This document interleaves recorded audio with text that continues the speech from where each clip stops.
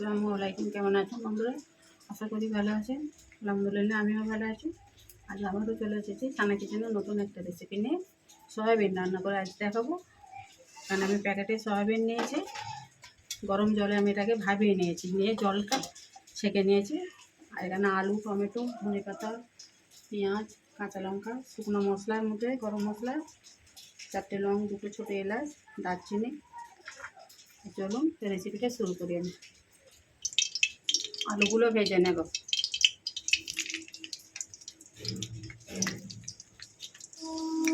অল্প করে লবণ দিয়ে দেবো,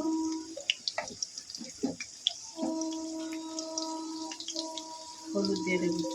এই আলুটাকে আমি ভালো করে ভেজে নেব। আলুগুলো ভাজা হয়ে গেছে, তুলে নিয়েছি। এই তেলেই আমি সয়াবিনগুলো ভেজে নেব, হালকা করে ভেজে নেব। অল্প একটু লবণ দেব।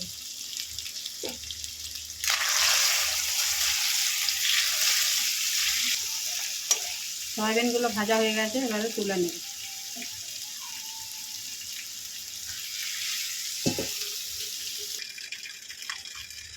শুকনো মশলা দিয়ে দেবো, 4টে লং, 2টো এলাচ, দারচিনি, 2টো তেজপাতা। এটাকে একটু ভেজে নেব। পেঁয়াজ দিয়ে দেবো, একটা বড় সাইজ পেঁয়াজ দিয়ে এটাকে লাল করে ভেজে নেব।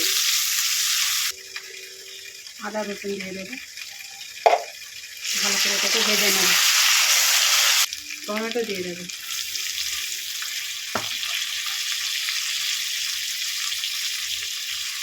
লবণ দিয়ে দেবো উপর থেকে।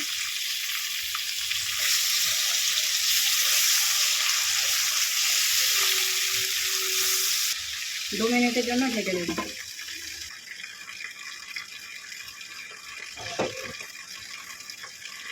টমেটোগুলো সিদ্ধ হয়ে গেছে, এবারে কিছু মশলা অ্যাড করে দেবো। বন্ধুরা, আমি যেভাবে সয়াবিনটা রান্না করছি এভাবে অবশ্যই রান্না করবেন। আমি আমার পদ্ধতিতে রান্না করছি। মাছ মাংস খেলে খেতে ইচ্ছে হবে এরকম সয়াবিন রান্না খাবিয়ে।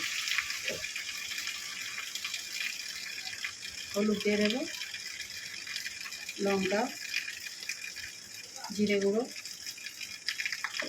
ধনে গুঁড়ো। ভালো করে মশলাটাকে কষিয়ে নেব। যতক্ষণ না মশলা থেকে তেল ছাড়ছে মশলাটাকে কষাবো।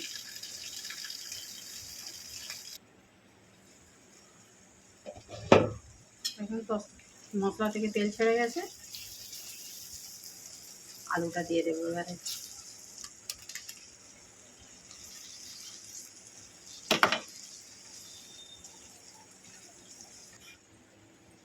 দুটো লঙ্কা দিয়ে দেবো।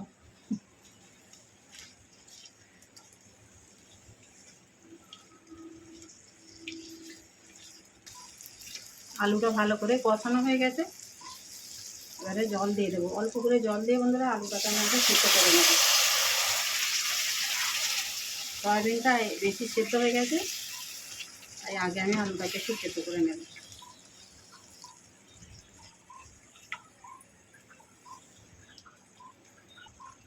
পাঁচ মিনিটের জন্য এটাকে ঢেকে দেব।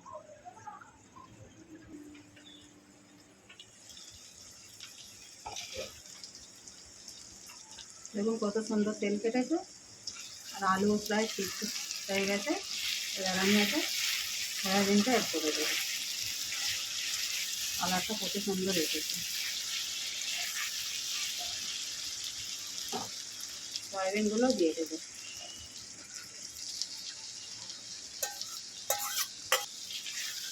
সয়াবিনটা দিয়ে 2 মিনিটের মতো কষিয়ে নেব।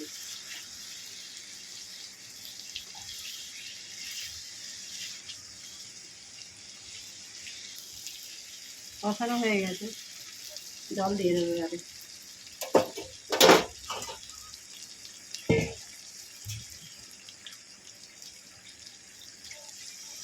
হাঁড়িটা দিয়েই জল দিয়ে দিলাম।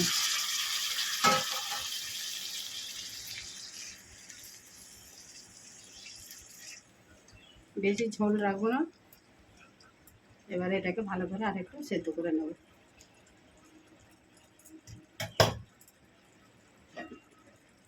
5 মিনিট পর ফিরে আসছি। 5 মিনিট পর ফিরে এলাম বন্ধুরা। দেখুন শেষ লুকটা কেমন হয়েছে আমার রেসিপি। এবারে এটা উপর থেকে ধনে পাতা দিয়ে দেবো। তো আমার এই সয়াবিন আলুর এই রেসিপিটা কেমন হয়েছে বন্ধুরা কমেন্ট করে জানাবেন, লাইক শেয়ার করবেন, পাশে থাকবেন। নতুন বন্ধু হলে চ্যানেলটাকে সাবস্ক্রাইব করে দেবেন, যাতে আমার এরকম নিত্য নতুন ভিডিও আপলোড করলে আগেই নোটিফিকেশান পৌঁছে যায়। আমি আজ এখানে এটা শেষ করবো রেসিপিটা। আবারও আসবো নিত্য নতুন এরকম রেসিপি নিয়ে সানা কিচেনে।